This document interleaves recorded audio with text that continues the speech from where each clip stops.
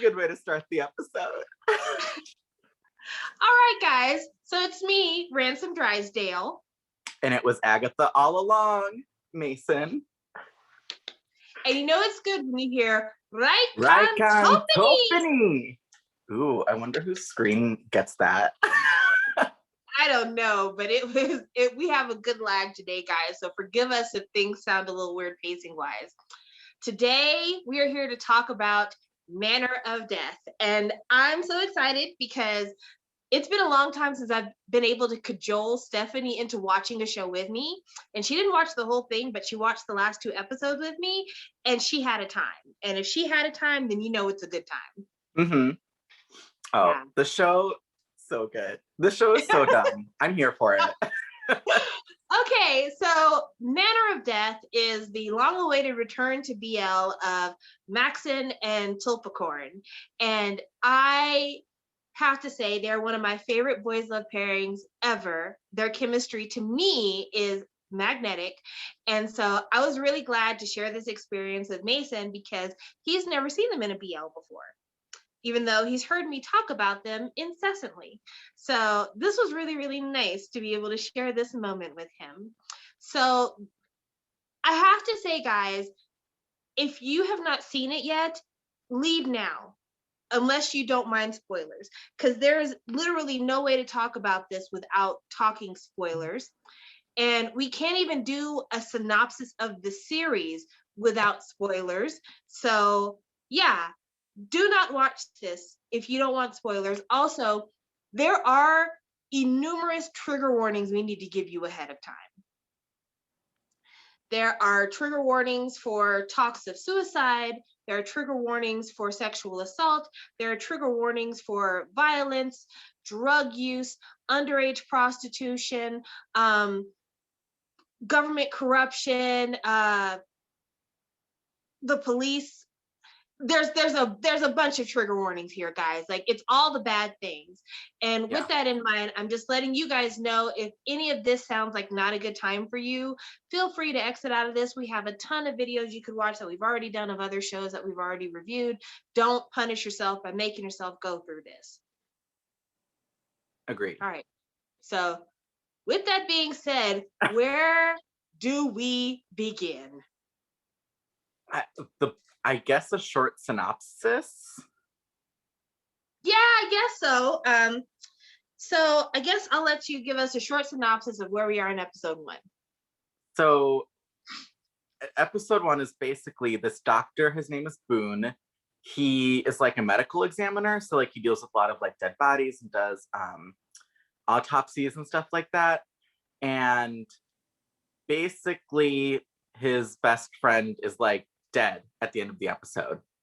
And suspect number 1 so far is this man named Tan, who's like this mysterious, tall, dark, and handsome kind of a thing. Mm-hmm. Yeah. And from there, we have to figure out who committed the murder. How did this happen? Why did this happen? And Max and Tul, just a little background, Max and Tul were in the Together series, Together With Me, Bad Romance, and there's one other one, I think it's Together With Me too, something like that. And the minute you see them on camera together, if you are a fangirl for this pairing, you're just like, oh my God, they're back! Ah! If you're not a fangirl from this pairing, the minute they lock eyes on the screen, you already know there's about to be a fire. You can feel the smoke. You can feel the heat. But the way that they do it in terms of introducing these two together, very first interaction they have is kissing each other. Then the second interaction they have is locking eyes across the room.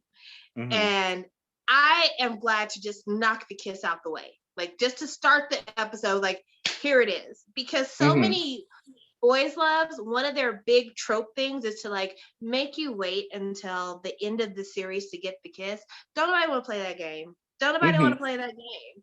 And it's kind of a hallmark for this pairing to like start out a show with a kiss, because if anybody's watched them in Together, the very first minute of the show is them French kissing and tearing each other's clothes off. Like before you even like, how are you? Who are you? What are you doing? It's just like, so I find it nice that they stuck to tradition.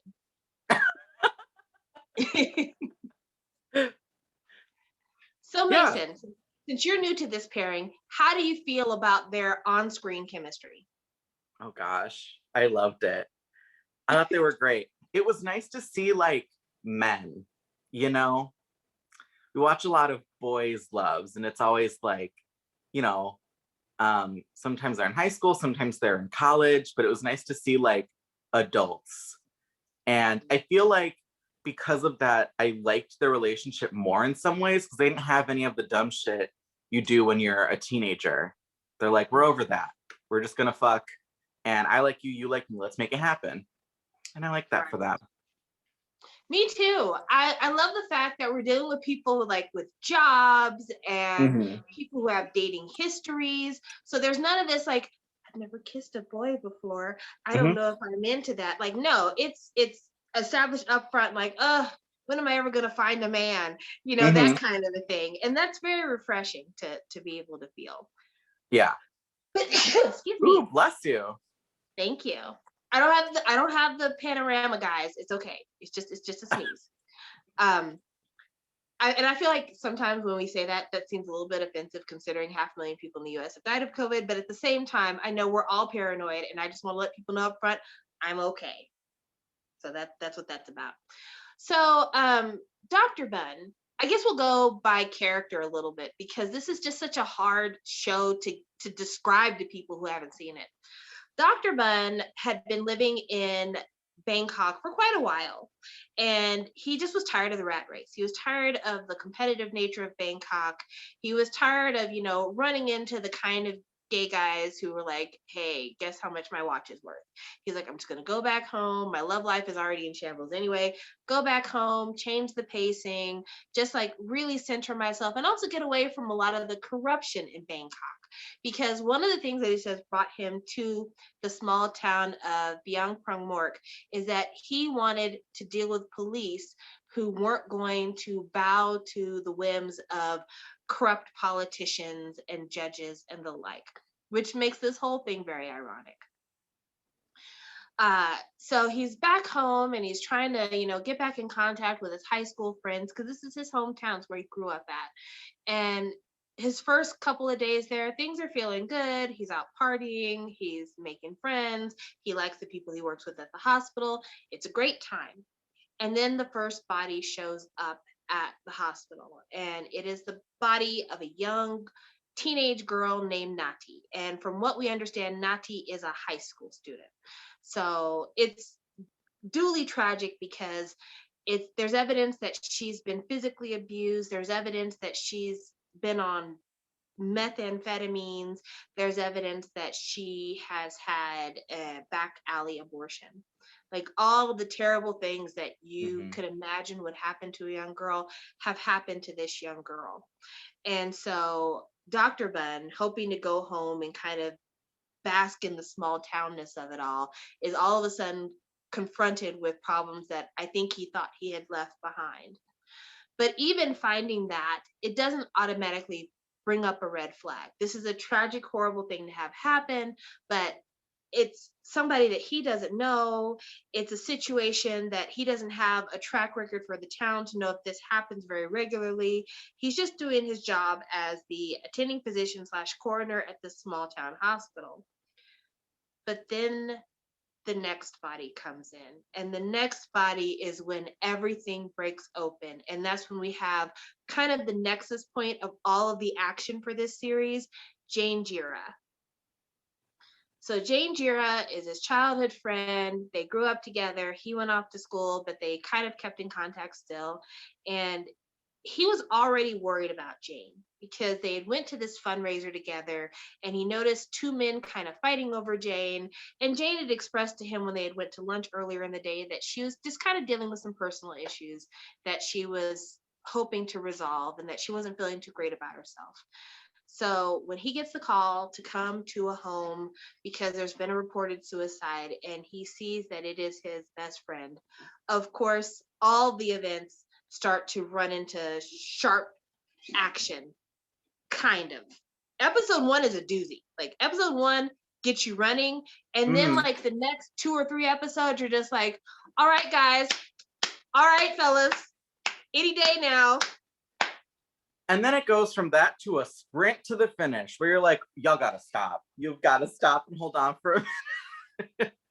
I mean, like, okay, this is what there has been some talk about why wasn't this show more popular amongst the boys love crowd? Like, what is it about this show that people just couldn't relate to? And some people have said, oh, well, it's because it doesn't have as many steamy moments, or it's because the main characters are grown-ups instead of, high school and college age boys. And I would be willing to argue that those of us who were excited about episode 1 lost steam after episodes 2, 3, and 4. And that's why Manner of Death wasn't talked about all the time. Because Mason and I both have watched our fair share of Boys Love where literally nothing happens. Nothing. Some of these Thai shows really drag. Absolutely. I mean, Two Moons, the first season of Two Moons, the first sign of any intimacy is the very last scene. It ends with them kissing for the first time.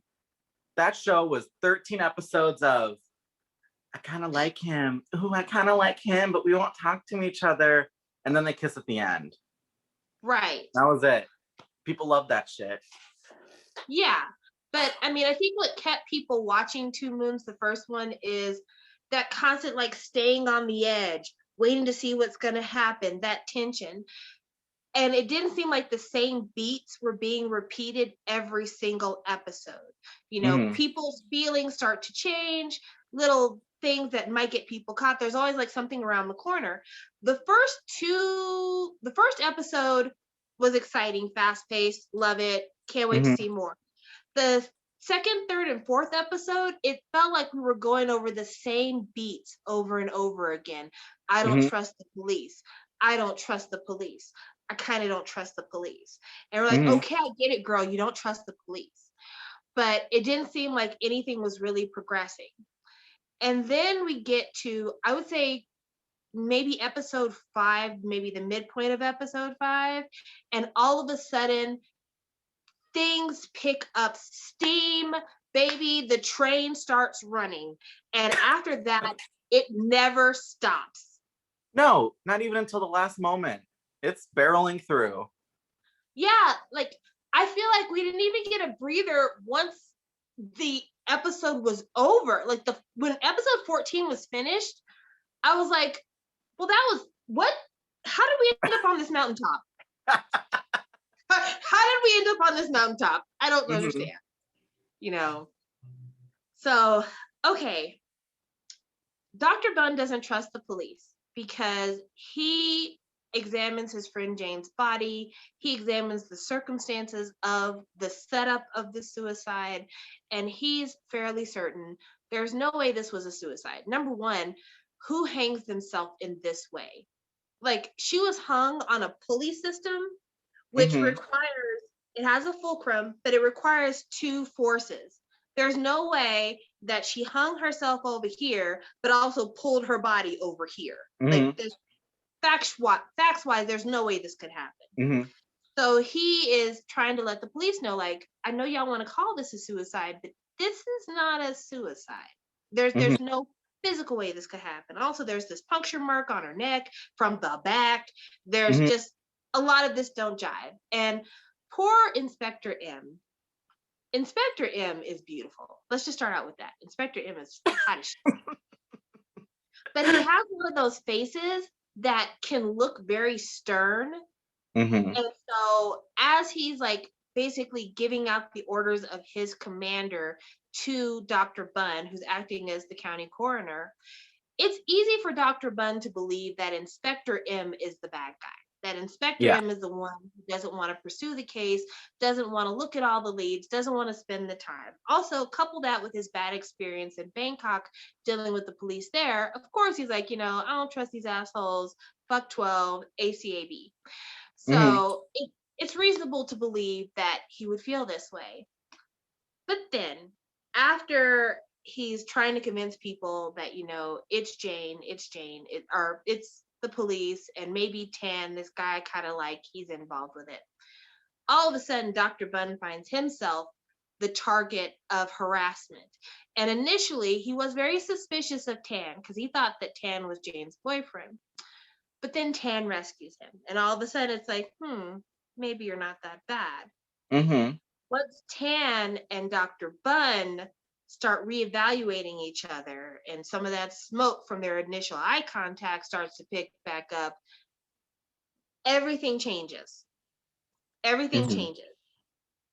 All of a sudden, it's just like, I would say the big turning point was when Pat, the journalist, showed up to Tan's house. I feel like when Pat, the journalist, showed up, that's when everything's going into play. So Dr. Bunn, believing that the police are trying to cover up what happened with Jane, he ends up getting in contact with this sleazy journalist named Pat. And Pat is a skeezball. Like, to the point that initially, when we first see Pat in episode 1, we're like, did he do this murder? Because, like, he's everywhere. He's in every scene of every bit of action that we see in the first episode. Like, the argument that happens at the fundraising ball, he's right there taking pictures. The crime scene, I don't know how the fuck he managed to sneak in, but he's like, pictures of the body, pictures of the setup. Got anything to say about? Like, he's all over this shit. It's crazy. But Pat, for all of his kind of like sleazy paparazzi energy, he really is kind of like, you don't have to like me, you don't have to like my methods, but I know something's wrong here, and I only want to expose the people who did something wrong. And Pat comes over to Dr. Bunn and Tan's love chateau out in the woods, and he's like, it's my birthday, I want y'all to drink with me, and I just want to let y'all know kind of why it is I'm doing everything I'm doing, that I'm not like completely without scruples. And I guess this is where he establishes that he trusts Dr. Bunn. And because he trusts Dr. Bunn, he makes a call to Dr. Bunn to let him know about some evidence he has, and then goes out to get some more evidence. And when he does something so incredibly stupid that it set the tone for the way I watch this show for the rest of the show. Prior to that moment, I'm like, okay, this is just your standard police procedural, no big deal, nothing kind of super off-putting. They are a little bit fast and loose when it comes to patient confidentiality, but outside of that, things are running as normal. This investigative reporter is out in the woods taking photos of the Love Hotel where all the VIPs are getting their dicks sucked and drugging people up. Tell me why this is what happens when he's out at this Love Motel. And I had it. Ooh, sorry. My mom was trying to call me just now. That was funny. This is what happens as he's trying to take pictures of the goings on out there. The shutter sound was still on his fucking phone as he's in the middle of the goddamn woods taking photographs of the Love Hotel. And I'm like, you mean to tell me you managed to sneak into... We might have to restart. My mom's calling me again. Hold on. Hello? Hello? Hello? Hey, Kanan. Are you playing on Grandma's phone?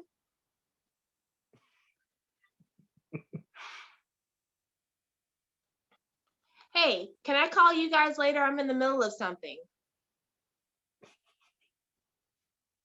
All right then, thanks. Jesus in heaven, we've got to restart. We've got to restart. That was my nephew calling me on my mom's phone.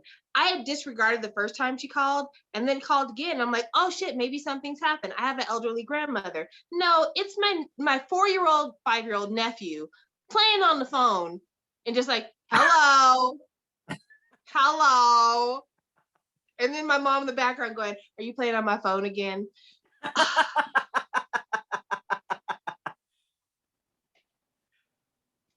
This is the reality of new technology. The kids. I'm okay keeping this interruption if you are. I'm okay keeping it, but it's just like, my God, it's just why. And okay, so like, I normally have it on Do Not Disturb, but people never call me when we're filming these things. So I don't normally expect this to happen. But yeah, that was my lovely nephew, Kanan. Kanan, you're never going to see this, but Auntie loves you. So he's in the woods. The sound of the shutter's on. The shutter sound comes on his fucking phone. Mm-hmm. And it's just like, my guy, who doesn't know to turn the shutter sound off so that if you're taking illicit photographs, no one can fucking hear you. Mm-hmm. So as soon as the shutter sound happens, a second later, here comes a guy dressed head to toe in all black with the ski mask on, ready to fight him. And, journalist Pat puts up a decent fight, but it's hard to fight a bullet. And just as it looks like he's about to get away, out comes the gun, because bad guys actually do use their fucking guns. And he guns down Pat, and Pat falls into the street. Also, FYI, this is supposed to be a secret love hideaway, whatever. It is really close to a major street, because there's another incident where somebody is being chased with a gun, and they fall into this exact same street as a car is going down the street. Yes. Like, really took me out. I was like, oh. Like, literally, the love hideout is next to the freeway. I don't understand. There's cars coming there all the time. Hey, listen, hide it in plain sight. That's what they say. Yes. In fact, they said that verbatim in one of the episodes. But yeah, Pat dies, and they find Pat's body is found. Dr. Bunn is doing the autopsy on Pat. And the subtitles on this fucking show are so funny. It said, gunshot wound due to bullet. I had to stop everything I was doing to be like, what else could it be? I even had to ask Stephanie, I'm like, gunshot wound with a dart? I don't He has some peanuts, hoping someone with a peanut allergy walked by. I shot you with a peanut. I got you. Yeah. I could not continue. I had to freeze frame, because I'm like, gunshot wound with a bullet, as opposed to anything else. Mm-hmm. Okay. So they're doing the autopsy, and another thing that stopped me cold. What is this? Let's open it up and find out. Oh my God, there's a really tiny micro SD chip inside of his stomach. Bitch, how the fuck were you able to see that he had an SD card in his stomach through his skin? Because they had to cut him open to find out what that was. Sam, he's really good at his job. But you're right. This sets the tone for the rest of the show, where you're just like, I don't know what's going on anymore. I mean, between me talking about pull cell phone records, cell phone triangulation location services, uploading shit to the cloud instead of walking around with physical evidence every fucking place, like, this show made me so angry so many times. I'm like, this doesn't even make any fucking sense. I was living for it, though. I was talking to my screen. It was great. Oh, yeah. I mean, episode 13 and 14, honestly, I'm surprised I can still talk to you right now, because I was hoarse from screaming at the screen. Those would have been good to watch live together, had we known. Had I known, absolutely. Like, the scene, like, they've kidnapped my brother. Well, we can't upload the video, otherwise my brother will never be free. I know, we're just gonna have to show up and make the exchange. I'm like, are you fucking dumb? You're dealing with people who are going to bring you there, delete the video, and then kill you. You're not gonna survive. Let them kill your fucking brother. Run! That scene drove me crazy because they brought the kids there. They brought the kids there. And then when the guns started firing off, they just left the kids to die. They were like, all right, break up. Right. The adults ran away. And the kids are like, well, fuck me then. The guy they kidnapped is the head of like the local gangsters. Why didn't they bring a bunch of thugs instead of bringing 2 teenagers? I don't know. They really thought these two gays were gonna do something. I mean, there's a scene where Tan sneaks into his brother's home, and I know I'm diverging from the storyline, but this is just an example. There's a scene where Tan tries to sneak into his brother's home after he gets out of jail. And there's like 3 guys with guns on him, catching him sneaking into his brother's home. But when the police show up, In flip-flops. In flip-flops. Might I add. They really were doing a bunch of crazy shit in flip-flops in this show. I'm like, y'all couldn't have put on a closed-toed shoe to go murder someone? You go traipsing through the woods in flip-flops? Okay. Yeah, tennis shoes, hiking boots, something for traction. But anyway, but when the police show up to kidnap this exact same gangster out of his home, none of his gang friends are sitting in the background with guns pointed at the police ready to like start a firefight. None of that shit happens. Instead, he's allowed to be kidnapped. Not only that, but none of his goons show up in the woods to rescue him. Like, this is ridiculous. It's so ridiculous. But anyway, Pat, the photojournalist, is killed. He finds the SD card inside Pat's stomach. They try to look at it on the computer, but it's been corrupted because stomach acids, I guess, which makes me wonder, Pat, how come you didn't put it in like a plastic baggie or something so that it could digest better? But you know what? It was spur of the moment. You didn't mean to swallow it. So they send it to this computer guy to get the images off of it.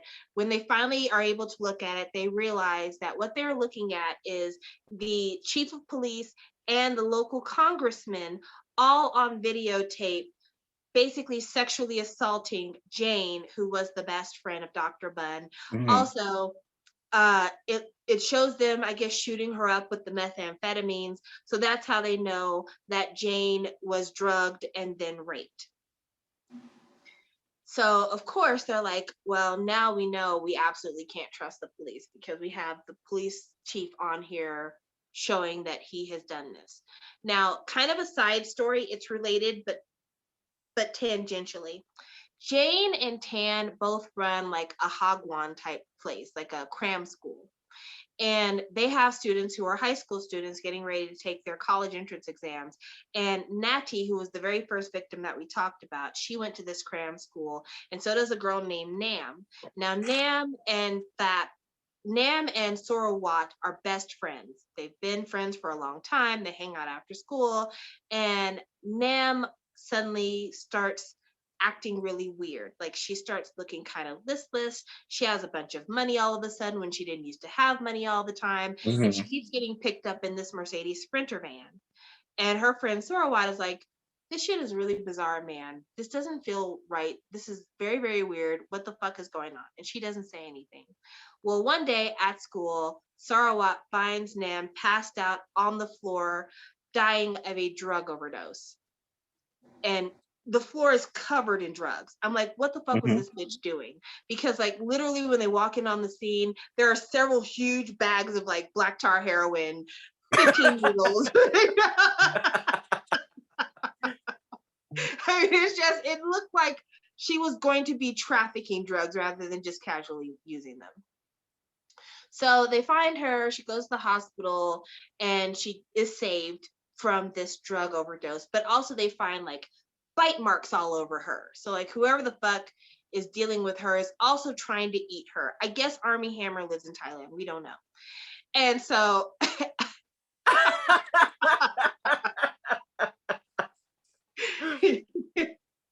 so after she wakes up, they're like, hey, can you tell us what happened? And she's just about to tell them, and she gets discharged from the hospital. So this leads to Sarawat and his new friend, Fat, who's kind of like a bad boy, motorcycle gang, runner for the mafia, to start trying to figure out what happened to Natty. I'm so mad at this part too, because I get that they're young, and because they're young, They don't have the best sense in the world. But at one point, That is following the congressman's Sprinter van to this like massage parlor. And the congressman's lackey is like, we know you were following us. So he knows that they're paying attention. Tell me why the very next time it's time to track the congressman, he's like, hey, Sarawat, you can hop on the back of my motorcycle and we'll go follow them out to the middle of the forest during the daylight hours. They'll never know. Dumb. And then they get there and then they start being shot at and it was crazy. And then Sarawat runs into the street and gets hit by a car. And you're like, great. Right. Like, great. It's just like, the fuck is going on here?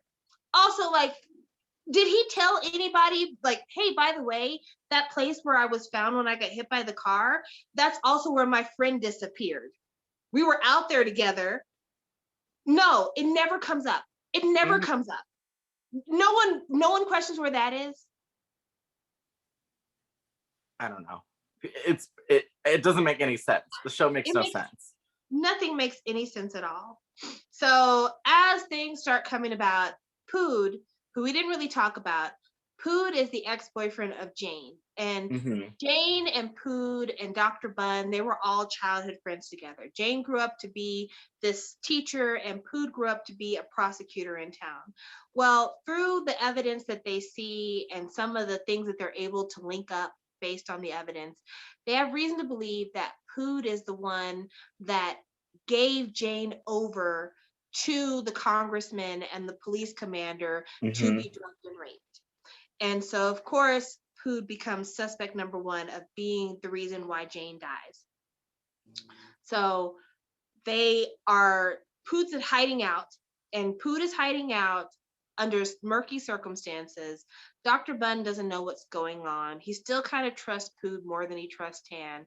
And then Tan's phone rings, and Dr. Bunn is putting together a couple of things. Tan's phone rings and it says Big Brother. He's also got this big watch that looks like Pood's watch. When the phone rings and it says Big Brother, he refuses to answer the phone in front of Dr. Bunn, and he doesn't really give Dr. Bunn all the details of what he's talking about. Dr. Bunn begins to suspect that Tan has something to do with the disappearance of Pood. Then he finds out, no, like, I know where he is, but I'm not responsible for his disappearance. He's actually hiding out from the bad guys. Also, he is my half brother. And so once that happens, all of a sudden it's like, oh, tell me more about this. It turns out, and I don't even know why the fuck this was included. This could have never happened. I think that this was a shout out to the people who ship Max Tull from their Together days. Flashback to 8 years ago, where cute little Dr. Bunn is sitting at the cafeteria at the university. We didn't need this scene. No, it made no sense. It doesn't do anything for the storyline. Cute little Dr. Bunn, nothing for no one. Nothing for no one. Cute little Dr. Bunn is sitting at the table at the university talking to his friend Pood on the phone, and all of a sudden he realizes he's got to go to class. He's rushing, and all of his papers fall out on the floor. Who comes along to pick up his papers but beautiful little Tan with a terrible hairstyle? And can we talk? I just have to say, side tangent, one thing that bothered the absolute crap out of me is they would do a lot of like 10 years ago flashbacks and stuff. The only flashback where they attempted to change anyone's appearance was that one. But there's a bunch of flashbacks with Rung, Jane's sister, where it's like 10 years ago, and she has the same fucking middle part that she does today, wearing the same clothes. And it's like, you couldn't have done something different a little bit? Come on. I mean, it helps that she's wearing like traditional clothes. So like, I guess that style never changes, but it's like, girl, the reason why he left you 10 years ago is because he could see this coming. You were never going to change.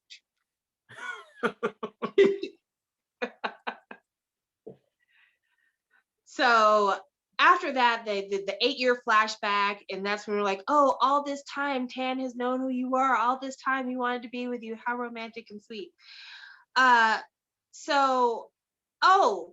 I missed the biggest story to tell. Oh my gosh, thank you for looking at me because it jogged my memory. After Pat dies, and they rescue the SNSD card. They decide to go to Pat's house to see if they could steal his laptop. They get caught by the police breaking and entering because the police haven't secured the crime scene. And so they're like, okay, well, we're going to go to the inspector's house because somehow we know that he's got the laptop in his truck. And they go to the inspector's house to steal the laptop out of his truck. And they manage to do so because the inspector's also an idiot. He didn't lock the laptop up in an evidence locker. He didn't bring it into his house with him. The chain of custody is broken. They manage to get this laptop. They get back to Tan's house after getting this laptop. I'm like, yes, we did it. We totally did it. My dick is so hard. Let's fuck. That is literally. Let me tell you, episode 7 was maybe the best episode because of this. That episode starts with them. They're like stolen glances, maybe they took a selfie together, but it's still like not really talked about. And then they go on this heist, they get the laptop, and instead of opening it up, they're like, what if we fucked right now? And it's like, why? This really went 0 to 100.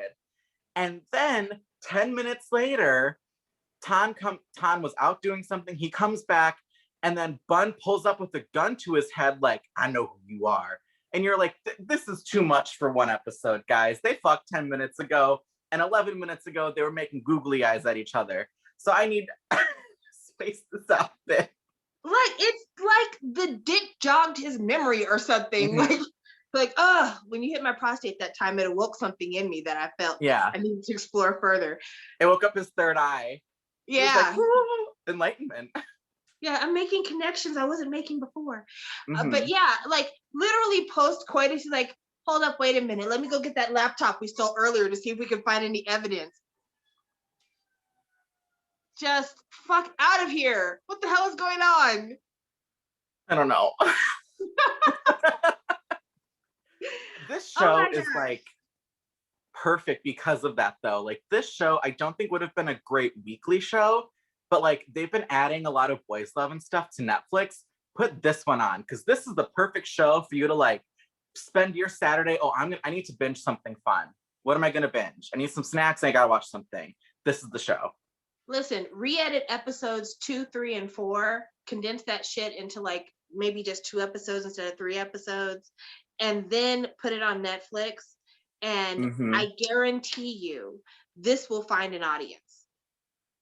Oh yeah. I mean, I feel like people it's kind of like a Riverdale Fate the Winx saga where it's like, you can tell that they're really trying at times, but it's honestly just not working. It's camp. It's camp because they're trying so hard to be serious at times and it's just not there. And that's what works. Like if they were cognizant of how many fucking holes there were in this story and tried to like somehow make it funny, it would not be good. But the fact that they played this shit straight, like we are really talking high key conspiracy here, guys. Like that's the part that makes that wonderful. That and the fucking MVP of this entire series. The only person that I'm like, even though I'm totally satisfied with what happened to you, my only regret is that I had to wait until episodes 10, 11, 12 to know who you really were. Rungtiwa. Oh, she was great. Her fucking eyes. That bitch was acting. Everything that you needed to know about her eyes. When she needed to play innocent, I would never. Yeah. When she needed to be a bad girl, it was me all along. I mean, she was perfect. She was perfect. And I was just like, I really wish that I had got to spend more time with you in the earlier episodes because you are bringing it here. You're doing everything that needs to be done. So Pood, who is Tan's brother, after Dr. Bun is like, where is Pood? He has the answers. Tan's like, I'm going to go take you to him. But right when he's about to take Dr. Bun to go see Pood, that's when they found Sorawat in the road after being hit by the car. So Dr. Bun has to go back to the hospital to perform surgery on him because there's only 2 doctors in this entire town. And Tan goes to meet his brother because his brother's like, listen, come see me. I can't wait. I got to talk right now.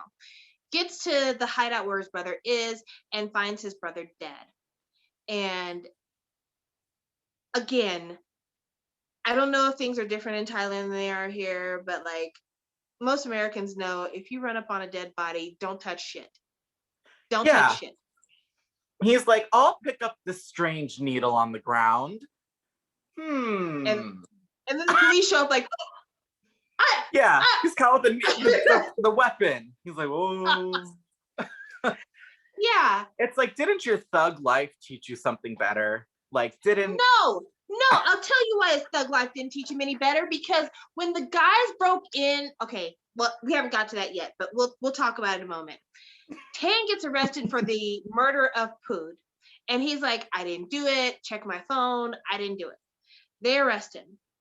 They have a third brother. It's three brothers. It's Pood, Por, and Tan. I guess Pood and Por have the same mother, and Tan and Pood have the same father. And so Por has never liked Tan because he thought Tan was a bitch boy and wasn't good for business.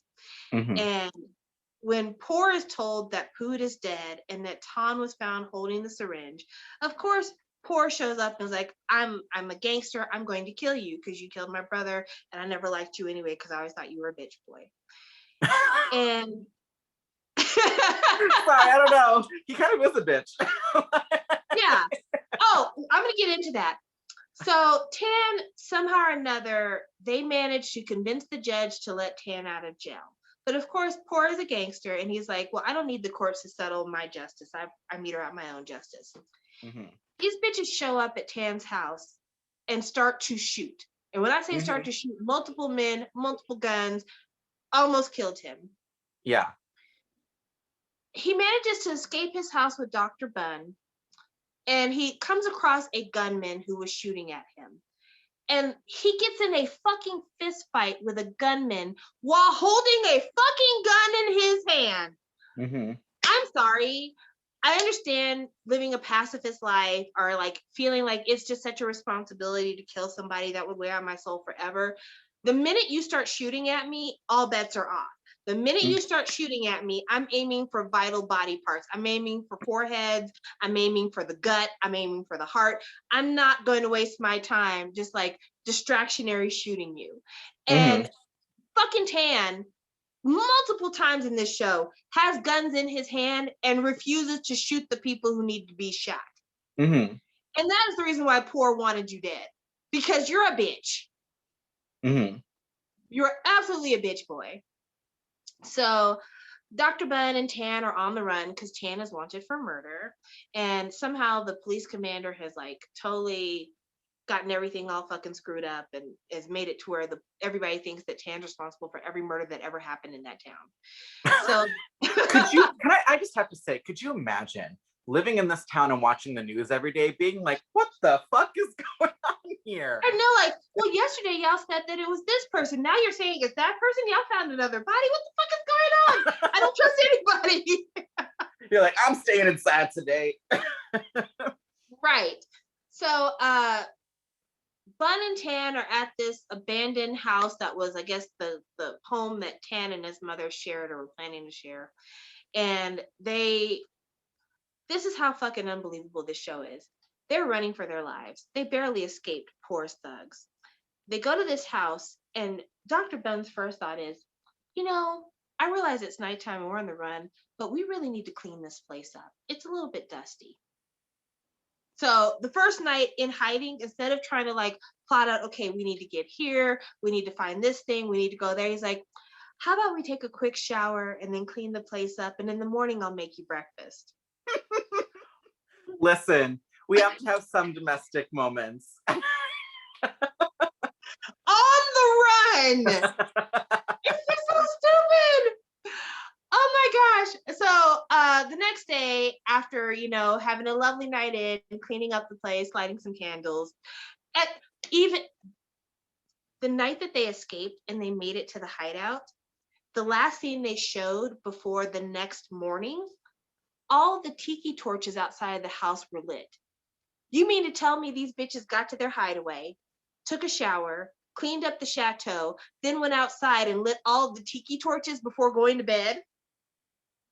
there's a couple scenes where they do something similar. There's a scene like an episode, what was it, 13 or something, where they're watching the footage that we'll talk about later, and they're just sitting in this place. Lights are on, the blinds aren't closed all the way, and they're just sitting in front of an open window. And it's like, why? People are trying to kill you. What are you doing? First of all, Tan is running from his brother and runs to his mother's house. You don't think your brother knows all of your family's homes? Mm-hmm. Like, it's just obscene. It's obscene at this point. So the next morning, they're in the cottage and they're, oh, baby, I love you. No, I love you, dear. I love you. And as they're making out against the stairwell, Tan puts a handcuff around Dr. Bunn's wrist and handcuffs Dr. Bunn to the banister. And then he starts traipsing around in flip-flops. Oh my God. Man. When Tan comes back and Bunn, like the next day, by the way, Tan comes back. No, not the next day. 3 days later. Nights pass. Man, first of all, okay, like if people are trying to kill you both, why would you chain someone up? Because then if someone finds him, it's just boom, well, he can't move, he's chained up. Second of all, he really left no food and water. Couldn't hand him his phone. I mean, if you're gonna do that, at least make it comfortable. And then Bunn was like, okay with it. He was like, oh my God, you came back, I'm so happy. And it's like, this is a red flag, but okay. My first thought when I saw him get handcuffed to that skinny little railing on the banister was like, okay, this railing is skinny enough to where if you spend all your energy on it, you could kick this thing and break it. For sure. Kick it hard enough, it's broken. Yeah, he does not do this. He's like, well, this is a lovely house. I don't want to ruin it. Yeah.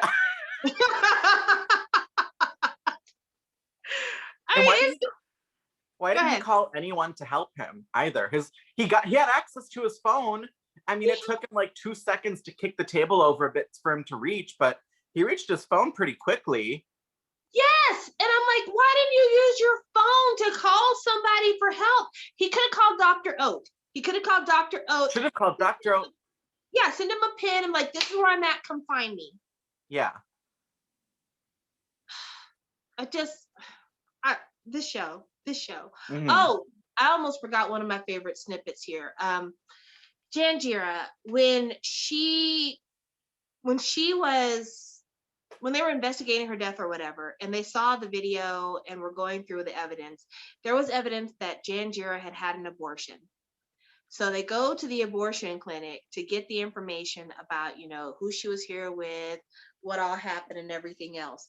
And they find out that the person running the abortion clinic is the head nurse from the hospital, Nurse Fa. Mm-hmm. And I was, on the one hand, I was very happy with her attitude towards giving abortion. She's like, there's a need in the community. These girls are in trouble. I'm offering them help because I have the medical know-how to do this. But then on the other hand, Nurse Fa was at the hospital when they found the first girl who died from her botched abortion. So fuck that bitch. She gave Jane sepsis after Jane's abortion. Fuck that bitch. And also, she's a nurse in a real hospital, which means that she knows what clean habits are when you're giving abortions. She knows what equipment you need. She knows how to get it. She knows what vendors to source your materials from. And instead, she's letting these women get these back alley abortions under filthy fucking conditions. She's probably not even washing her hands. And she is directly responsible for the death of the first victim. Directly responsible for it. And I was just like, maybe that's the reason why you didn't want to reach out to Dr. Oat, is because Nurse Fall let you down so bad. Mm-hmm. At least I then might have called one of the kids or something. Maybe. I mean, Sorowit was in the hospital at the time, so could you really call him? I guess not. And then that was kidnapped over at the Ho house, so you couldn't call him. So I still would have called. No, I just would have called Dr. Oat. Yeah, Dr. Oat was really the only one that he had. So Tan shows up and is like, by the way, something happened while I was gone. I went to my brother's house hoping that he wouldn't kill me and that he'd actually spend enough time listening to my explanation. Then, as I was leaving my brother's house, I was kidnapped. Then I was taken to the whorehouse. And at the whorehouse, the police commander told me, if I don't kill you, then he's going to kill me and he's going to kill the kids. So I have to kill you now. Also, by the way, I ran into Inspector M, and Inspector M found me and told me he knew what was going on too. So he's going to help us plot our fake death, and then we're going to get away. I'm like, Tan is the worst person to ever have on your side when you are trying to commit crimes. This man is too earnest for his own good. Yeah. I'm glad he left that by the end because he was not suited for this line of work. He came close to death too many times. Like, to getting him, his boyfriend, and those children killed multiple times. Right. And it's like he believes every fucking thing everybody tells him. Every time somebody says something to him, he's like, yeah, totally. That's what's going to happen. I believe you. He's never circumspect of anybody. Like, if my brother told me, when you get out of jail, I'm going to kill you, and then he sent gunmen to my house to kill me, why would I then go back to his house where his gunmen are and be like, just let me explain? Yeah. In my flip-flops. Yeah. Why wouldn't you just send him some fucking evidence? Send him a text message and be like, here, it's in writing. Think about that. You know? So, like... Man, okay. Also, this is a nitpick, but it bothered me a lot. And I have 2 nitpicks for this show, but this is one of them. So they're running through the woods, and then it's kind of like the fake out, right? Where it's like, oh, they're trying to make you think as the audience that Tan is actually going to kill Bun. And you know that obviously it's not, but the show's trying to make you think that. And then Tan goes, I love you. And then Bun goes, I love you too. And then he shoots him off. And I hate that because the only reason they say that is for the omniscient viewer. It doesn't work in context of the show. Like, in context of the scene, that's a weird thing to like play up because it's not like the other police were around. The only police officer around was the one who was in on it. So it's just like, it was weird. It was like a weird kind of fourth wall break of just like, we're acknowledging for the omniscient viewer that something is going on to bait you for the next episode. Like, the only thing that could possibly make it make sense is that all 3 of them are assuming that one of Commander Tong's thugs is like watching it happen and they have to make it look real. That's the only way that this makes sense. Also, like, what a fucking chance you're taking to fall backwards off of a fucking cliff and hoping that you don't hit more rocks on your way down to your death and that you're not going to hit like shallow water. Listen, that was whoever did the scouting location did a bad job because that cliff went like, instead of it going like this, where if you fall off, you'd fall immediately into water. If you fell, you would have fallen onto rock and sand because it kind of went like this. It dropped a bit, and then there was like a big thing of like rock and sand here, and then water. And then when they shoot him, like the positions were changed from where he was, where he's shot. If he was gonna fall, he would have fallen onto rock. And then they have him like, they do the water splash like quite a bit away from where he actually was. It was just weird. It was just really did he do a somersault after he was shot? Like, like, all right, he did like the Pocahontas dive, like. it was so bizarre. Yeah. So they get down to the coastline where the cliff should have ended. They don't find the body, and Inspector M, because he's one of my favorite characters, but he's also incredibly dumb. Like, he's like, yeah, I don't know where the bodies are. I don't know where they could have gone. I was like, girl, control your eyes. But yeah, Inspector M is clocked by one of the other corrupt police officers that, like, maybe he knows what the hell's going on. I'm gonna have to end him. I'm gonna get him out the paint. So they've got this SD card that Dr. Bunn and Tan decide to give to Inspector M because it's got the evidence. And since Inspector M helped them fake their death, they know that he's a good guy and he's going to deliver the evidence to the right people. Once more and again, the fucking cloud. Why does the evidence have to be on a physical SD card handed over to a physical person who we know can't even take care of a laptop in his possession? He's going to lose this SD card. It's just going to lose it. So Inspector M and this other police officer are doing something. I don't know what the fuck they're doing. They're out in the woods doing something. And the other police officer is like, give me the SD card. Shoots Inspector M multiple times. Mm-hmm. And then a car comes by because they're always making sure to shoot people next to the freeway, just in case somebody might come and rescue you, and runs off in the woods and then snaps the SD card. Also, like, snapping an SD card, it doesn't guarantee that it's all done, but like, it's just, what was even the point? It's a micro SD card. You could just toss it into the trees and no one would have found it because it's so fucking small. It's like throwing 3 grains of rice and hoping somebody will find it. Like, it's just, it's so fucking dumb. Anyway, Inspector M is taken to the hospital. This, to me, was the only super clever thing about this show that I'm like, that's how you do it, friends. Inspector M is brought to the hospital after being found shot like 5 times in the gut. And he's in the operating room and they come out like, we're so sorry. You know, he was shot multiple times in the gut. And, you know, we did everything we could to save him, but it looks like he's going to be paralyzed for the rest of his life because a bullet hit his spine. It was a ruse. It was a misdirection.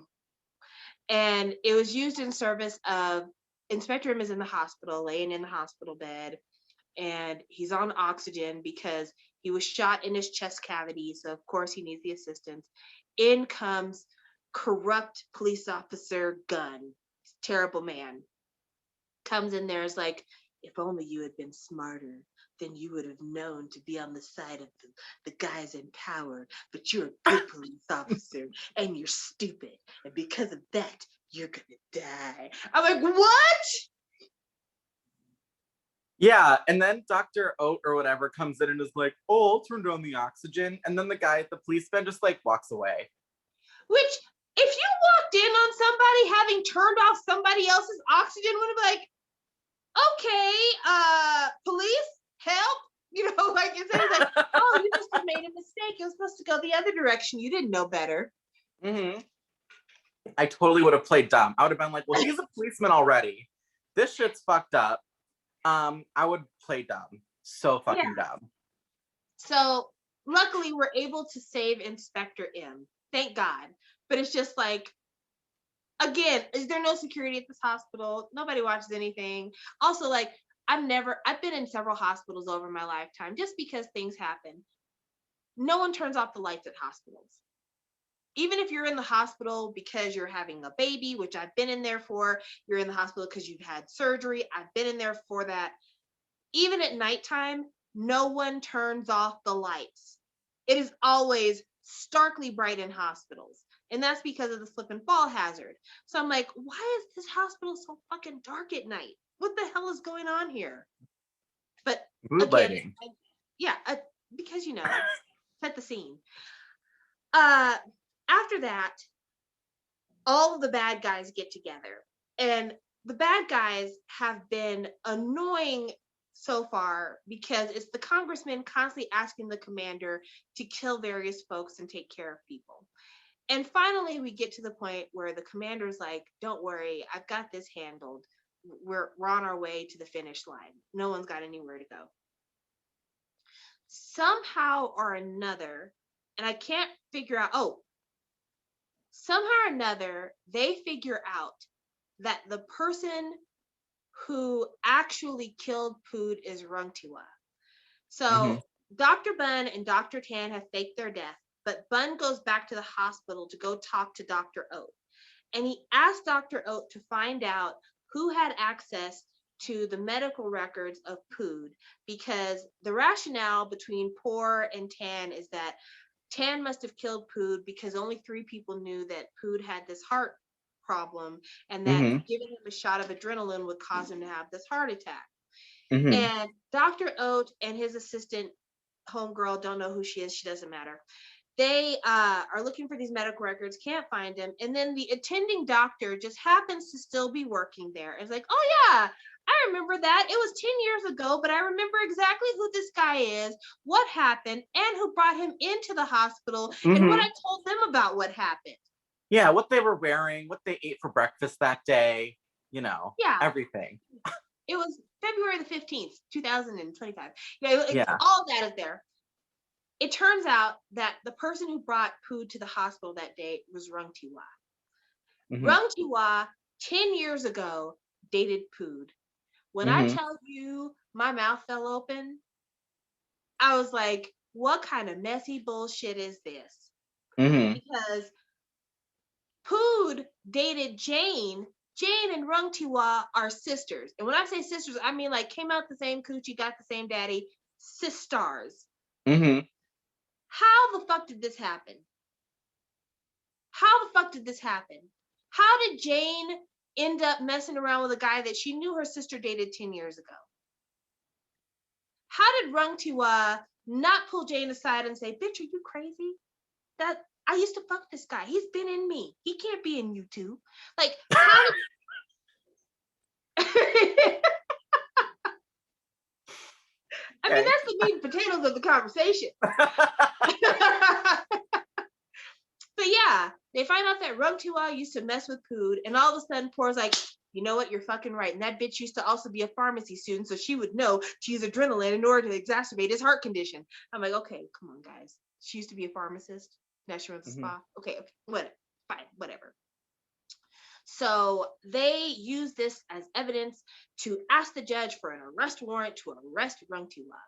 And Rung Tiwa, this is when we get introduced to the best actor in the series. She's just like, I had to do it because he confessed to me that he killed my sister. And I couldn't let him get away with that. And so she gets arrested, put into this jail, and then not even 30 seconds later, it seems, all of a sudden, here comes Commander Tong, and then Rung Tiwa.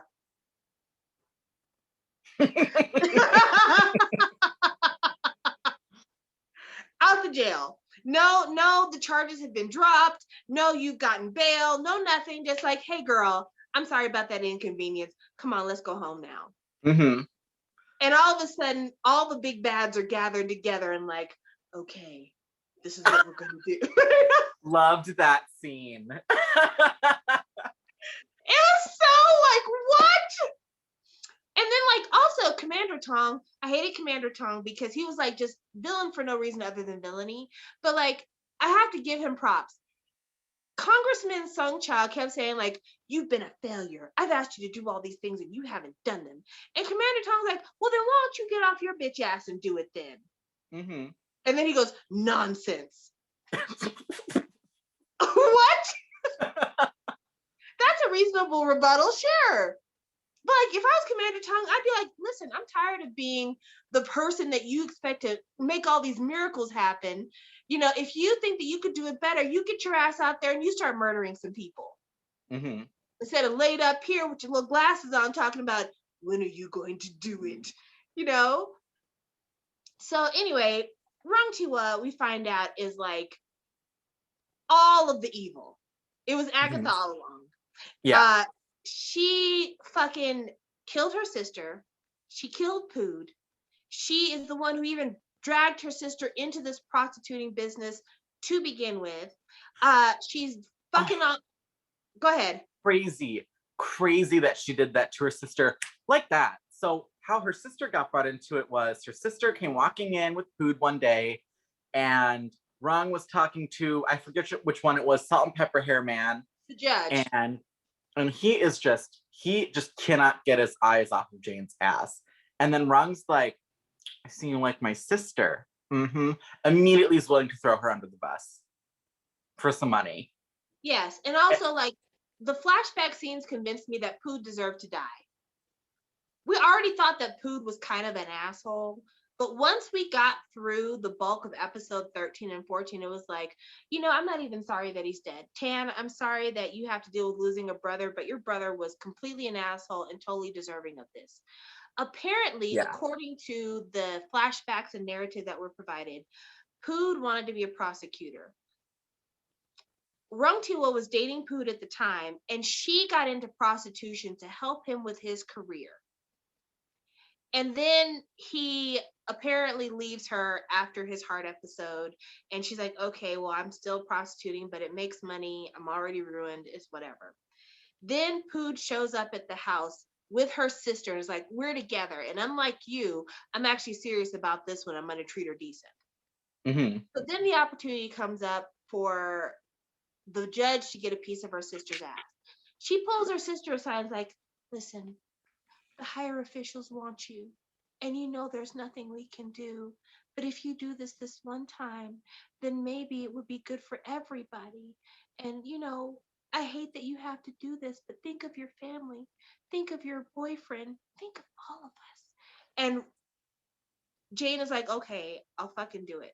And they show her standing by the Sprinter van with her sister and her boyfriend being carted off to go into prostituting services. Mm-hmm. Which I'm like, poor Jane. Poor Jane, but also like, what kind of man are you, Pood? Like, first of all, you're shit for sleeping with the sister of your former girlfriend. You're shit for passing your current girlfriend off to these men to do whatever the fuck they want to do with her. And then here's the kicker. After Jane is prostituting, she looks over and sees one of her students in here. And her students are high school students. So this is a kid that she sees being drugged into the room to have sex. And Jane decides, you know what? I've reached my limit. I've had this abortion. I have contracted sepsis. I'm seeing the kids that I'm teaching get drugged into prostitution as well. I'm ready to expose everybody. And the catalyst was they're at this fundraiser, having a good time, drinking wine, looking good. And these stupid assholes are just so gauche. They're like, yeah, what about this girl? No. What about this one? I'm assuming they're looking at a yearbook. And that is like, well, she's got a good body, but I bet she's not as wild as Jane. Ha ha ha. Jane's like, oh, so now we're talking about it out in the open? Well, I'm going to expose you and you and you and you. And Jane shouldn't have done this. This was her bad. Mm-hmm. So that night, Jane goes back to her house and fucking Rungtiwa shows up because the judge told her, handle that light work. Mm-hmm. And Jane, I screamed. Stephanie was with me. Jane tells her sister, I only did this for you because I love you. You've been like a mother to me. But now I don't even know if you're human anymore. By the way, I have evidence and I'm going to send it off to the police and everyone's going to know what you and the judge and everyone else has been doing. I'm walking away now. Man, if I were Jane, I would have said nothing at the table, but I would have, after the night, gotten in my car, drove to fucking Bangkok, a different city, and uploaded everything publicly. Absolutely. Publicly. I wouldn't have gone to the police at all, but I would have been in a different city.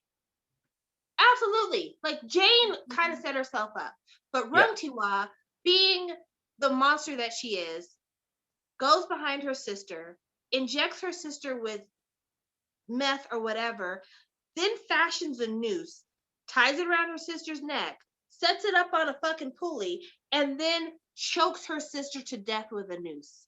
All while she's sobbing at the same time. Like, Jane's sobbing and Rung is like, I'm murdering my sister. You're like, this bitch is crazy. Yeah. Yeah, also, which is great. Why didn't you just give her enough drugs to pass her out? Why wouldn't you just overdose her instead of feeling the need to fucking string her up like a hog? And then, because Pood is a bitch boy, guess who's sitting in the doorway filming the whole thing instead of trying to get fucking help for somebody? Could you imagine seeing your girlfriend be murdered slowly, might I add, by her sister, and you're like, I'll just videotape it. I mean, they're right outside. I could run and do something. I could take down Rung on my own. She probably doesn't have a lot of fight in her physically, but no, I'll just videotape it instead. Yeah, he deserved his death. Fuck yeah, he ain't shit. So, so Rungtiwa murders her sister. And then later on, when Pood is in hiding, Rungtiwa shows up at his house and he's like, I'm tired of this. I'm tired of everything. I'm going to finish the job that Jane started. Hello, police. Mm-hmm. And of course, he gets stabbed in the back with a shot of adrenaline by Rungtiwa. Mm-hmm. So that's body number 2 under her fucking belt. This bitch is a killer. And she didn't even have a gun, but she managed to kill 2 people. So Tan and Bun are on the run and they discover this video and they decide, because they're stupid as shit, let's just call Rungtiwa and offer to delete this video if she will just help us to not have to be fugitives anymore. I gotta say, I did love the scene where Rungtiwa was sitting at home just like, I've been killing people, oh well. And then she gets the phone call from Bun and she's like, ooh. And I was like, in my mind, I'm like, send her that fucking video. I want to see her face when she sees it. And then she gets the video and I was like, good, snaps, this is fun. Yes. So they're like, we want to make a deal. The video in exchange for our freedom. Mm-hmm. But of course, because they're fucking idiots, the very next day, Por, who is Tan's brother, gets kidnapped after they walk into his house and none of his gangster thugs stop them from taking him to the woods. No guns drawn, nothing. And they call Bun and be like, show up with that video or your brother dies. First of all, let them kill him. I realize that's your brother. You don't got no more family in the world. But let them kill him, because when you show up, it's not like they're going to let him free and y'all are going to be able to walk away. They're going to kill all of you. They can't leave any loose ends, because smart villains do not leave loose ends. Instead, it's like, I have a plan. We'll set a fire in the woods and the smoke will distract some of the bad guys. And then me, the only one in our party with a gun, will point a gun at one person and they'll let all of us go. Mm-hmm. That was the plan. So they get out here and they somehow manage to fuck it all up, because that's what you do. But then out of nowhere, as they're being lined up to be shot execution style, all of a sudden, here comes, I guess, the rest of the gangsters. And it just becomes, I don't know who it is, just more guns show up. And all of a sudden, everyone's in the woods, running for their lives, running and screaming, and it's a time to like fight or be killed. This was one of my favorite moments. Gunn, who is like the police officer who's the assistant to Commander Tong and who's been like killing people left and right during this thing, because he's the one who killed Pat. He is in the woods getting ready to shoot somebody, and out of nowhere, here comes Inspector M, who had just been shot in the gut 3 days ago. Multiple gunshots to his intestines, stomach, all that shit. He's probably still bleeding, but he's not paralyzed. He told them while he was on the operating table, under what has to be the worst sedation ever, whispers in the ear. I mean, imagine waking up mid your stomach's cut open from surgery, and your first thought isn't "ow," it's "tell that raggedy bitch I'm dead."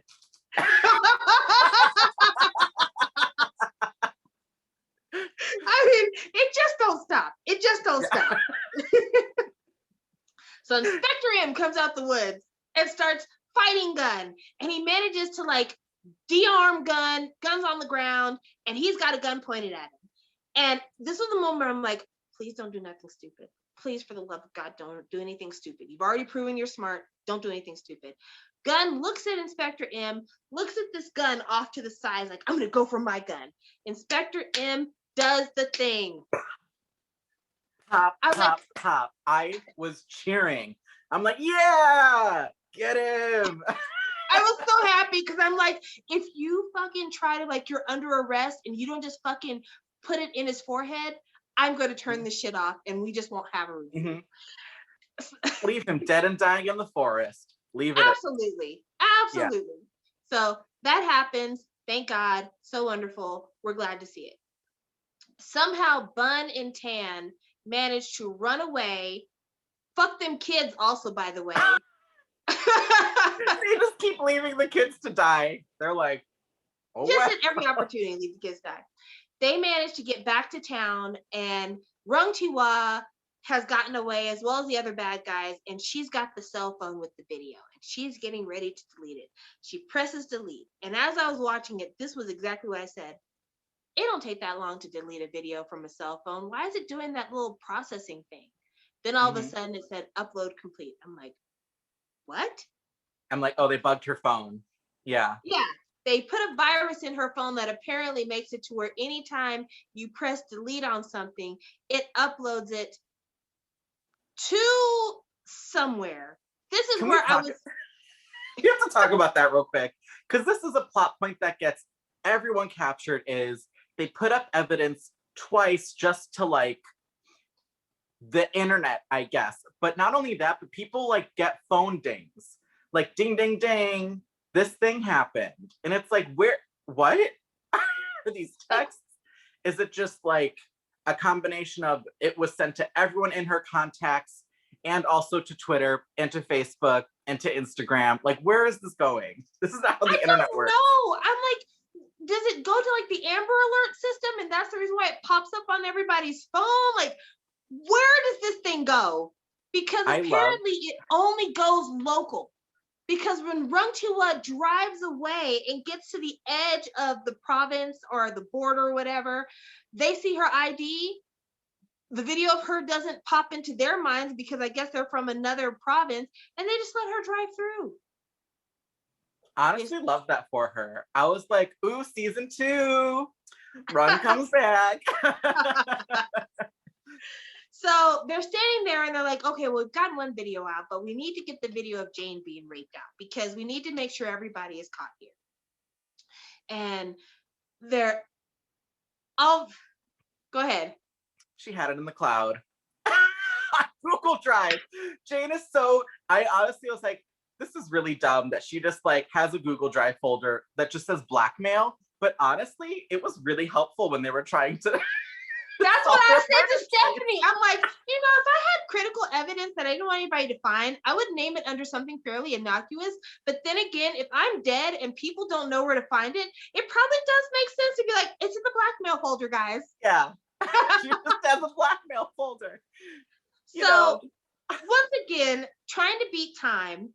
They are in this computer room. The police know exactly where they are. How, I don't know. And they're on their way to arrest them. For what? I don't fucking know.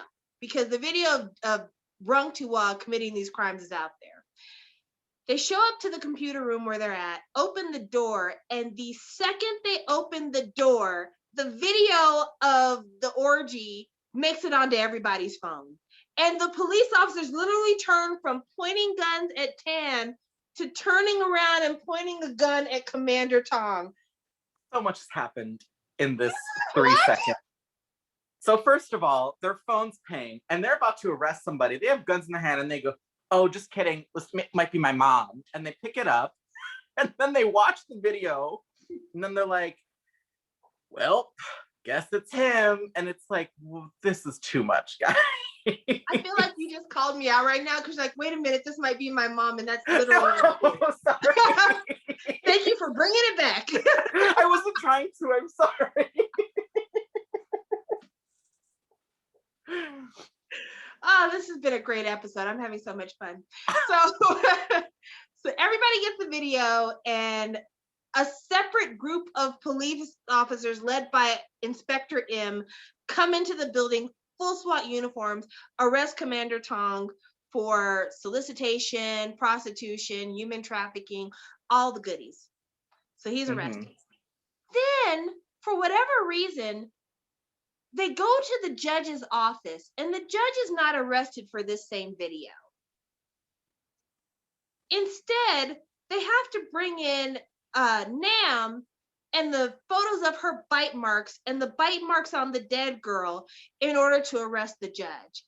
And I'm like, how did that video qualify for an immediate arrest for Commander Tong, causes the congressman to like stow away in the human trafficking truck, but it's not enough to arrest the judge.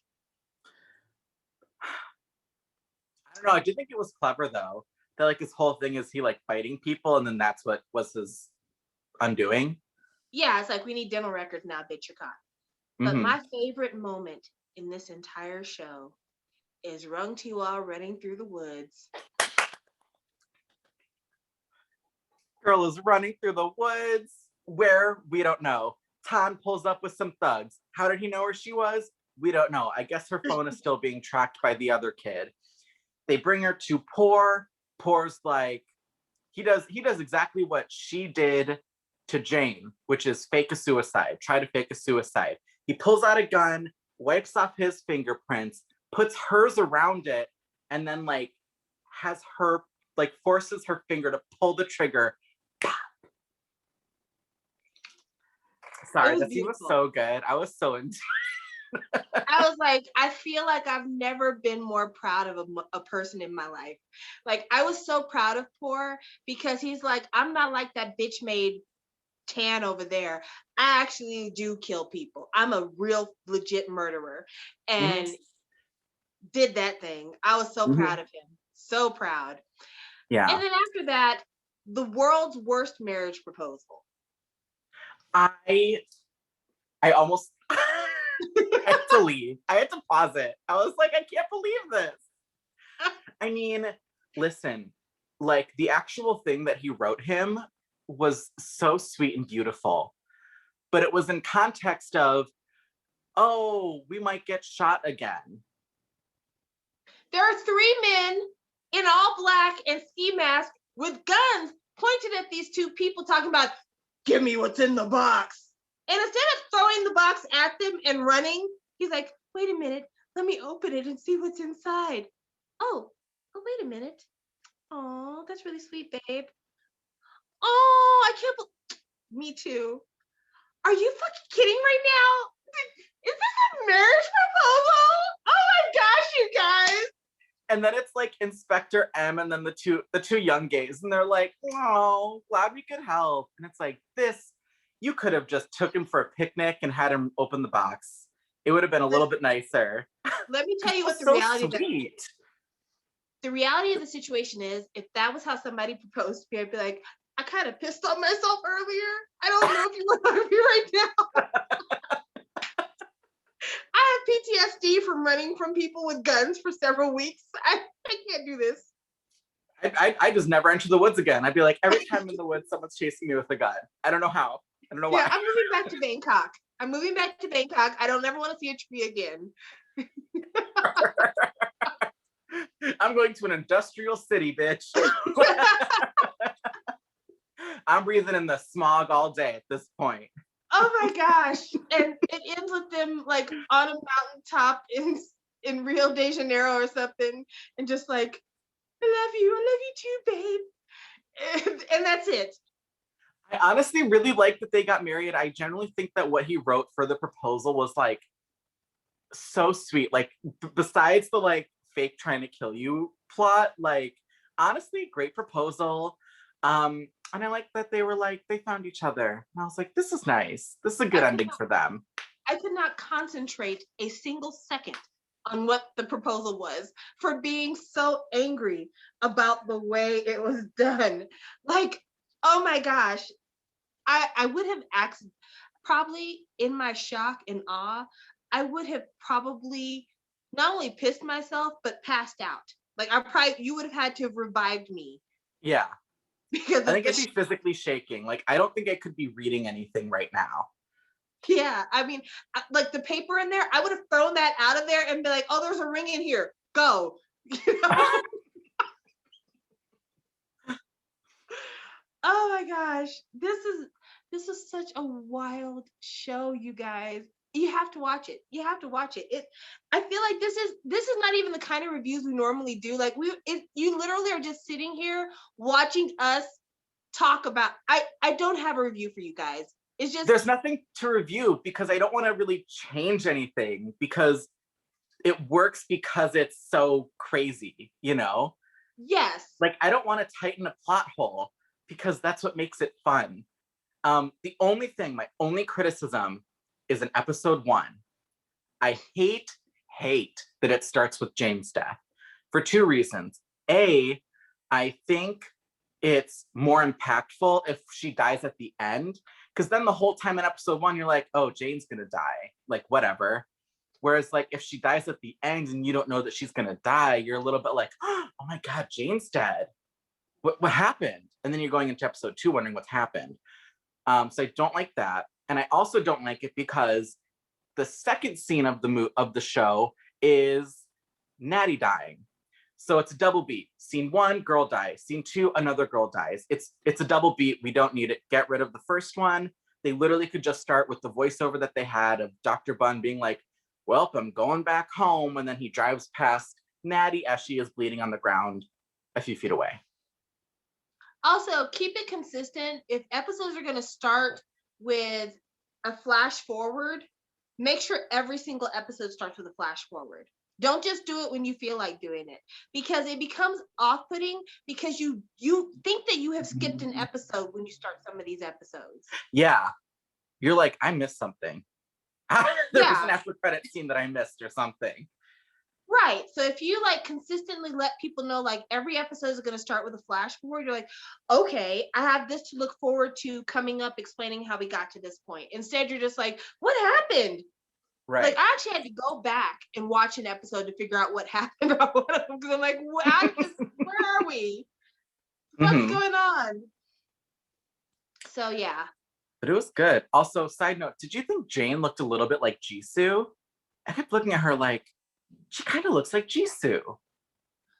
I didn't clock that, but also I said that one character from one show looked like CL and you didn't clock it for her. And this is not me being petty or revengeful. It's just me saying like, I think both of us see different features when we see different members of Prodigy. For sure. There's literally times when Sam and I used to watch Produce 101, Sam would be like, doesn't that look like so-and-so? And we'd be like, no, what are you It happened all the time, or one of us would be like, doesn't that look like someone we know? And then they'd be like, no, it doesn't. What do you want?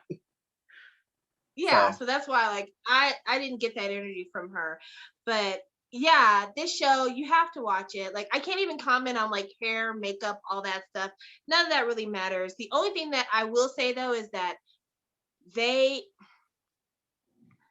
Maxon, can I talk to you privately? Mason's here, but don't worry about him. He likes to watch. Don't ever change.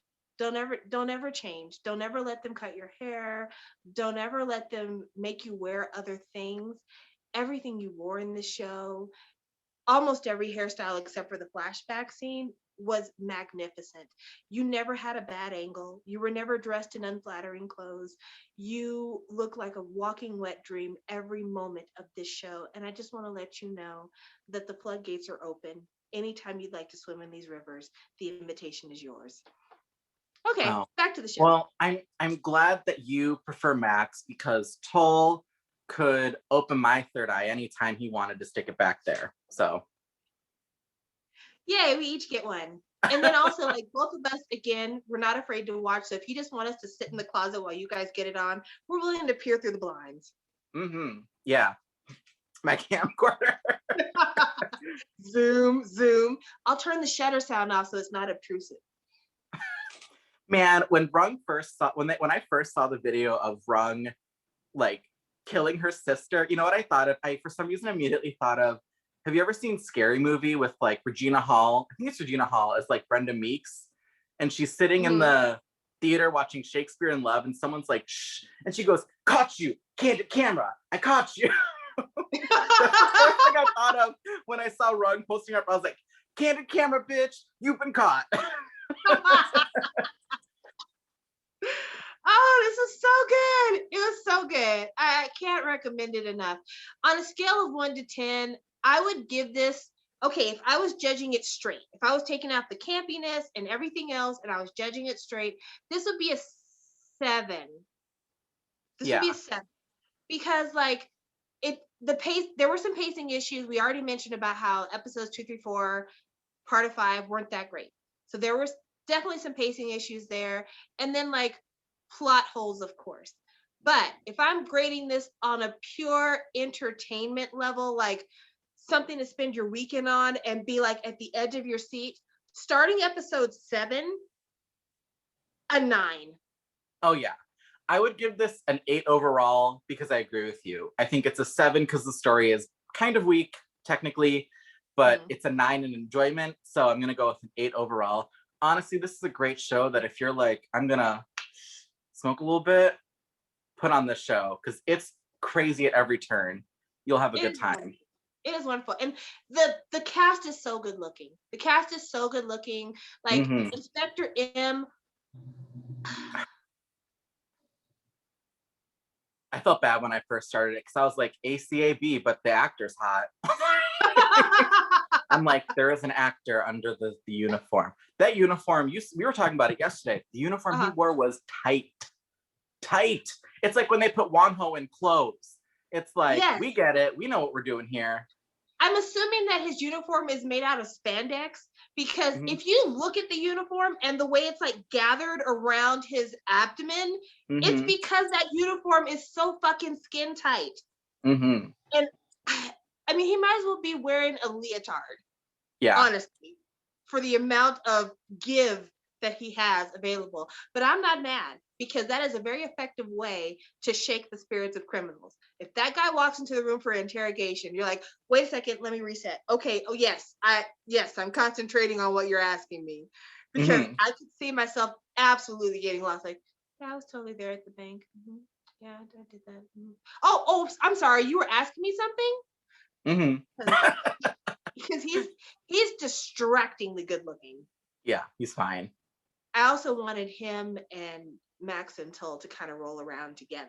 I was thinking the same. I'm like, listen, season 2, maybe open it up for a 3rd. We don't know. Yes. We don't know. Also, like, I'm not looking at them because they're babies, but the romance between that and Sarawat was the most adorable thing in this whole show. Oh, what a great B couple.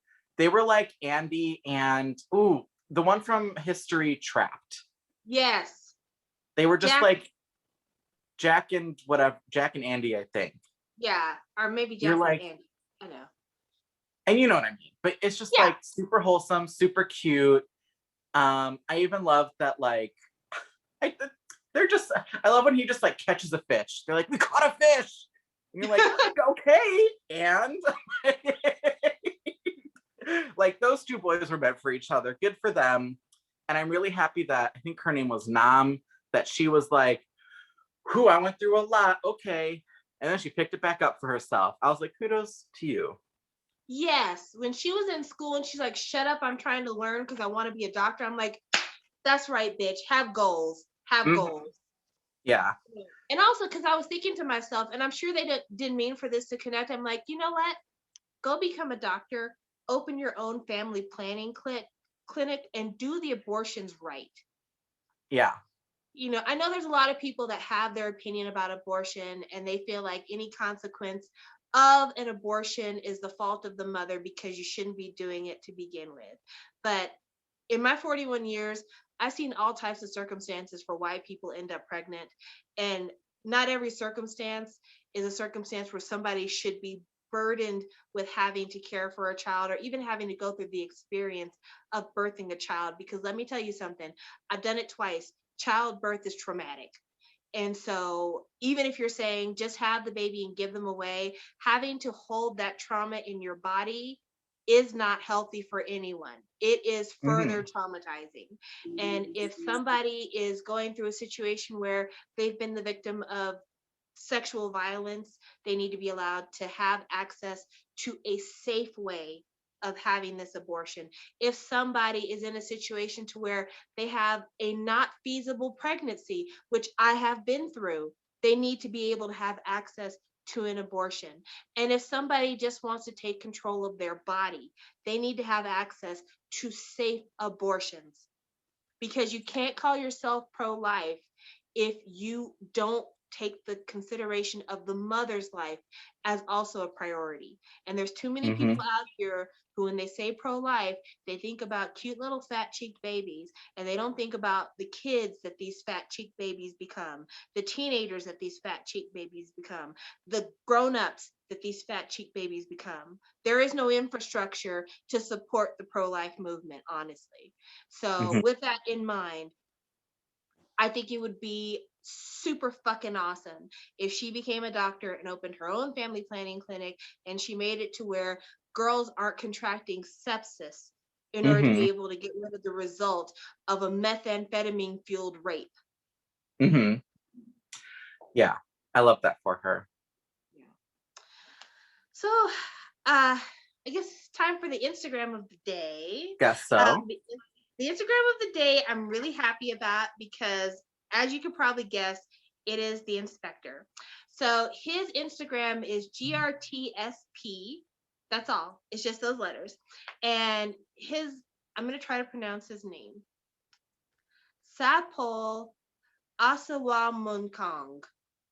He should be easy to find on Instagram because he has almost 500,000 followers. So, like, he's not somebody that you would have a hard time finding if you needed to Mm-hmm. find him.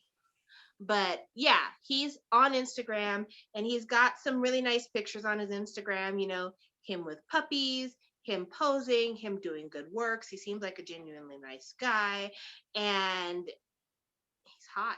So why wouldn't you want to follow him? Mm-hmm. But he's on Instagram if you're interested, and I say go for it. I know I'll be looking. Yeah, I will be too. Yeah. All right. And I actually have a manga of the day for the first time in months. Yeah, I've basically just been trying to find physical copies because I normally like to read physical copies, but I've been also reading some digitally. So hopefully over the next few episodes, I can give you guys and leave links to some really great online resources that I found. But the one that I have here, it is published by Tokyo Pop, and it is called The God and the Flightless Messenger. I'll read the back.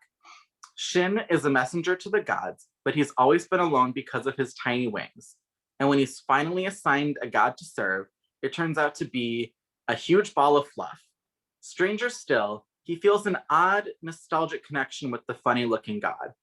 This is not the story of how a shape-shifting god and an earnest messenger with a short temper meet, but how they find each other again.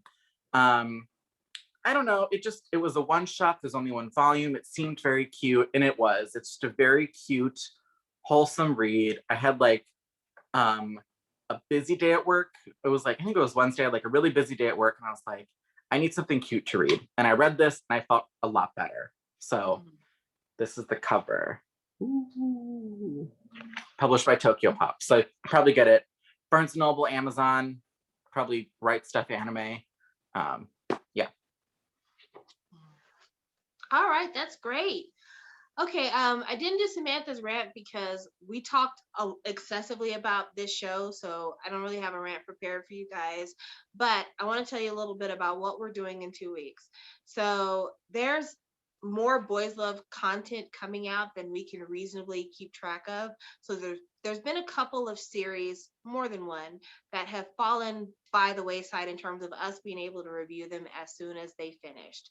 And namely, we're talking Korean BL. Korean BL, at the start of the year, they're like, we're banging this shit out. We're back to back to back to back to back.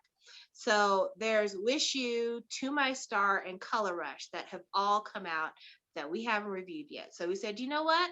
Let's just do a little Korean BL catch up. Let's just go ahead and review them all in one shot, get it out there, and everybody will know how we feel about it. And I'm excited to do that because that gets us caught up with some of the more popular items and also gives us a little room while we're waiting for some other things to pick up and finish. For instance, there's You Make Me Dance, which is the other Korean BL that's running right now that hasn't completed its run. Also, Tale of a Thousand Stars is on GMMTV right now. It's getting wildly better reviews than the Tonghon Chunlathi did. So that's encouraging. Hopefully it will be well. Hopefully it will remain well. Hopefully. And depending on when that ends and what else people are talking about, we may move out of Raikon Tapani and Asian BL and make our way to Skam.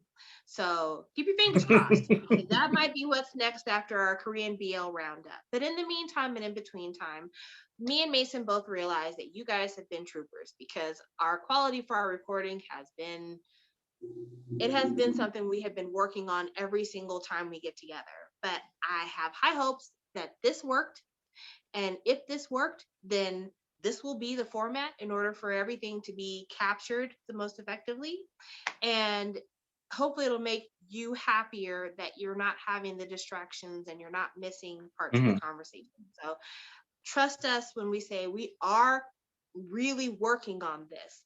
It's just one of those things where it's taken us time because we haven't been able to tell what the cause is. And without being able to tell what the cause, it's hard to diagnose it and fix it. Well, I think it's on my end. I know Sam is trying to share some of the blame, and I appreciate that. But I want to admit, it's my end. I'm having weird issues with my laptop. Like, I'll go into meetings for work and they get super glitchy. They cut out. It's bad. I bought an Ethernet cable and I plugged it in yesterday, and Sam and I did a troubleshoot it and it didn't work. So this time we're trying it on my phone. I haven't noticed any glitching, so I don't think there has been any. But yeah, it's been on me. I'm really sorry. I just didn't know how to fix it. I don't know what to do besides get an Ethernet cable, and that unfortunately just didn't work. Well, it is we, because I have been making suggestions and we've been going back and forth about how to fix it on his end. So it is a we thing. But I just want to let everybody know that we are cognizant of the issue. We are actively working to try to fix it. And our format may change just because of our desire to keep it more watchable, but just know we're doing our absolute best because we really appreciate you being here. Our last few uploads have not done as well as some of our other uploads. Part of it is timing, part of it is maybe the subject matter, but we also know that for the 100 or 200 people that do watch those episodes, we want to try to give you the best quality we can. So that is the reason why we're making these changes, in order to give you a better viewing experience. Yeah. Well, I think that's it. Thank you everyone for watching. I hope this was quite the ride of an episode, much like the show itself. It started weird. Oh well, I had fun filming, so good on my end. Yeah, this was crack. This was absolute crack. But I appreciate it tremendously. Thank you guys for watching us.